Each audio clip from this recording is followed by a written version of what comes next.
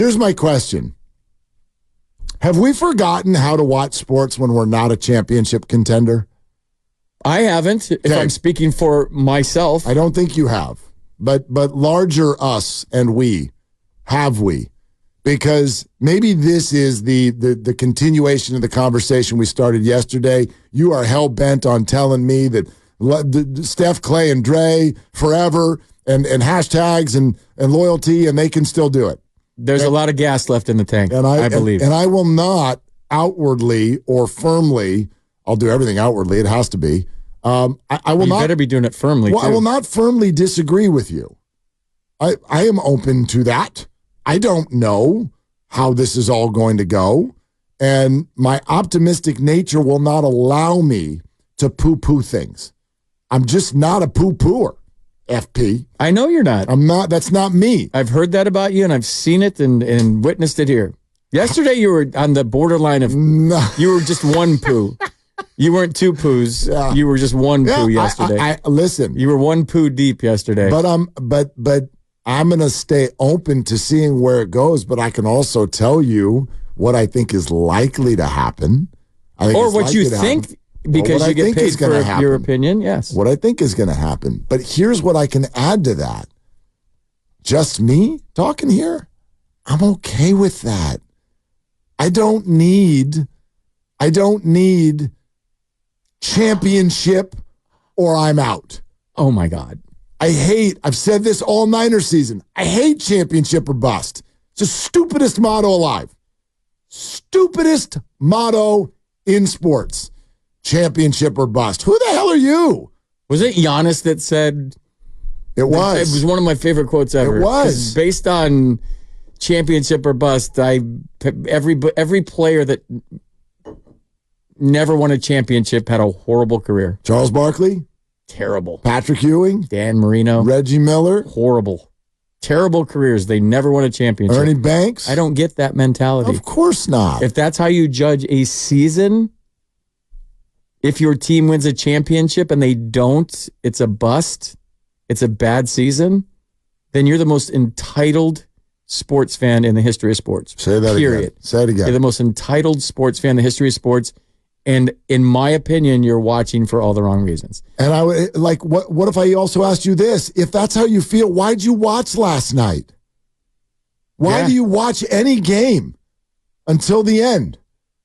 Like, I love sitting down. I texted you a picture last night. I had a moment. Yeah. I had a moment last night. You were chilling. Well, I don't get those moments. But little guy went and got in the shower. And the teenagers are in their bedrooms. That's just the way it is. And you and I are texting, and the Warriors have closed out the Mavs, and the Giants are trying to come back. And Soler got into one. Sorta. He didn't even get all of it. Off the end, and it went out. He's so strong. Soler hits one into the Dodger Stadium night. My dog is cuddled up next to me, and I'm using her as a remote control coffee table. She's just laying down with me. And I got the remote on her belly, and my feet are up, and I was just like, dude, this is great. You know who you were for just 10 minutes? Who? Al Bundy. I knew you were going to say you that. Were Al Bundy. My hand was not in my pants. Well, it should have been. That's your fault. Well, I missed out on some fun. But I had a moment, and it's perfect for this conversation because the Giants lost. And what did I tell you yesterday? You asked me if they needed to win, and I said if they're down by one run in the eighth inning, I'll feel like they're competitive and it's okay. And so it was because it's the sixth game of the year, and so whatever. But that's my point. Like, I can get enjoyment out of this without this mentality of like, if we're not contending, this is pointless and this is stupid. And that's why I'm still all in on whatever it is you want to say about Steph, Clay, and Dre, this Warriors season, and the ones that are coming. Because quite frankly, FP, I don't think you could sit here right now with just words and explain to me how it actually makes sense that the Warriors will contend for a title within the next 5 years. Well, I don't know that, and nobody knows that in any city about any teams. But you just don't. The one thing I would say, and you and I were kind of chatting about this off the air, is as a fan, if I have an owner that wants to win, that's huge for me. So when you talk about Lacob, he wants to win. Yep. If as a fan, if I have a coach that I love that I think gets it, which is Steve Kerr, then that's comforting to me. Mm-hmm. So all the moves that we talk about and what they're going to do in the offseason, there's a lot of owners that you wouldn't even think of right now in a lot of sports that don't care about winning. They care about bottom line and money. Red Sox lead the A's 1-0. That's the obvious one. Go ahead. That's the obvious one. That's like hitting you in the side of the face. There's other owners on some pretty good teams in baseball and basketball that really don't care about winning. That they're just going to do just enough to put a good product out there, to get enough butts in the seats, to have a bottom line that makes sense for them. You buy a sports team not to make money on a year-to-year basis based on how you play and how you win. You buy a sports team like a stock, and you buy it for this and you sell it for that. And you watch that sports team go from $700 million to $8 billion, and then you sell your stock eventually. You're not, we lost money this year. No, you didn't, because your stock's getting worth more every single season. So there's a lot of owners that you would never think of in a lot of different sports that really don't care if they win. It's nice if we win, but if we don't, Do the Giants have an owner that cares if they win? I don't know enough about him. That's a very good answer. I don't. That's a very good answer. I was a Peter McGowan guy. Yeah. And even though that they all of these signings that they did this offseason, I know it's removed the idea of the Giants, quote unquote, being cheap, but I still don't know what they're true. Like, behind closed doors, what was your motivation? Yeah, do you want to win the World Series this year, or are you apologizing to the fans because everything's been boring for 2 years? Farhan has even spoken about the idea of, like, this was a way of galvanizing the city. I mean, that's great.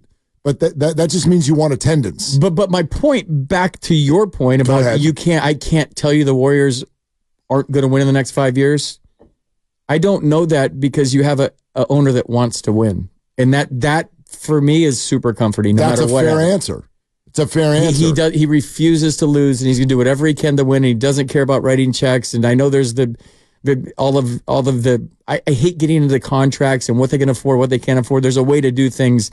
And if they know what it feels like, tastes like, smells like to win a championship, and you have I've been a part of organizations where the owner wins one and they just go away because we got one, and that's good enough. Mr. Steinbrenner wanted $1 million. He was going to spend as much as he could to win $1 million every year. And if you didn't win one, they were pissed. I don't know what the Warriors are going to do in the offseason. I don't know what they're going to do in the next 5 years. I don't know if I'm going to be alive in the next 5. I don't know any of that, nor do I care. Okay, I'm more of a in the moment guy. Well, fair. That's why we can sit here and talk for 4 hours about Kuminga coming back and this and that. It's real simple to me, and maybe that's just how I think. They're playing really good basketball right now. They've won 5 in a row. They had a 4-1 road trip. I don't look at who it's against and who this guy scored this many points. It's about winning. It's about getting momentum going in the playoffs. It's about playing your best basketball when it matters most. And they could break your heart, like you said, like they've done. Right now, I think they're playing really, really good. And I know that's a very simplistic take, but it is what it is. No, it's not simplistic. I think it's the healthy take. Any concern about whether or not the Warriors will contend anytime soon or not has nothing to do with whether or not Joe Lacob is all in and will try. I just don't think that you can sit here with a rational voice and explain on paper, which is not where things are played, but explain on paper how it's going to happen. Not because Joe won't try, but because I don't think the move is out there. Like, yes, there is the finances, there is the fit, there is the age, there is the availability or lack thereof. There's all of those things, and they will play a likely negative factor against the Warriors now and in the next few years. That's likely. But then again, when you win a championship, it's always unlikely. And that's where my brain goes, is I'm here for the unlikely. Like, I honestly think it's odd when people go, well, that's not going to happen. It's like, well, then when you watch baseball, you must think there's never going to be a hit. Because even the best players in the world, except for Mookie Betts, he's the only one who actually gets a hit most of the time. You're right. The great hitters, 70% of the time, they're not going to get a hit. And so I'm not going to throw those things out.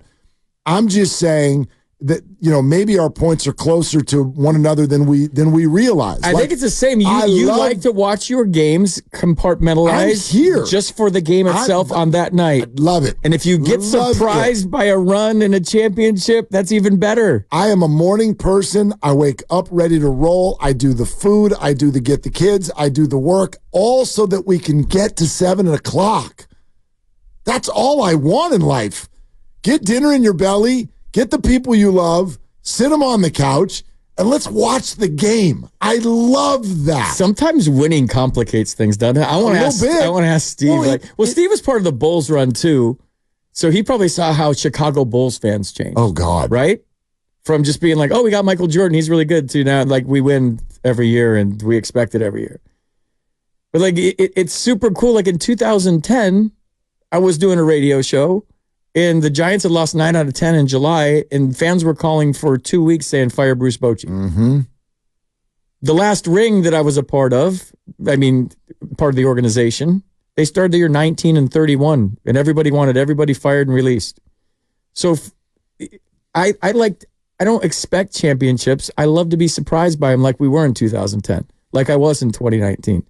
And it's just one game at a time. And you just kind of watch that game for entertainment value as a fan. You watch what happened against Dallas last night. You watch how hard they played. They've won 5 in a row, and Dallas came in red hot. They win 7 in a row before last night, and they beat them on their home court, which has been like the road for them.